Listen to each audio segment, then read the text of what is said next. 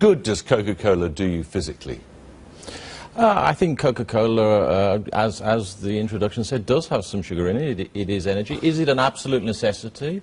No, it's not. Millions of people enjoy it as part of their diet across the UK. Does have some sugar in it, you say? It does. Why don't you say specifically how much sugar there is in this can, for example? I think if you find, on the side you say 30, you have a percentage on there, don't you? Yes, right here on the front, it quite clearly calls out the amount of sugar in this can of Coke. And what does it say?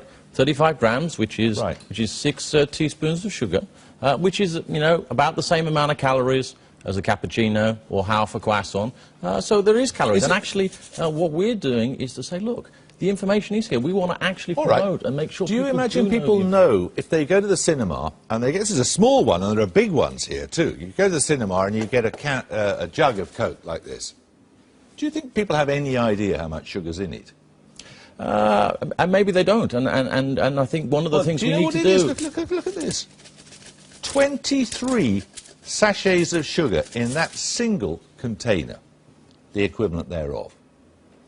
Now, that is a staggering amount of sugar, isn't it?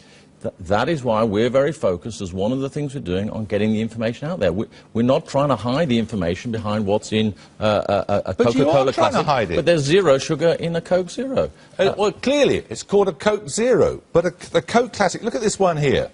There's 44 packets of sugar in this one. 44!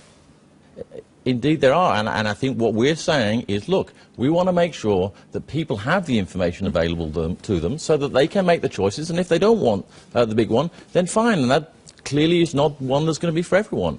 We want to make sure the information is available. We want to make sure there's more availability of more choices, whether it's smaller packages, as you had in your intro. Yeah, but whether it's 23 in something this size, or 44 in something this size, each of which is to be consumed in one single sitting at a cinema, this is staggering, isn't it?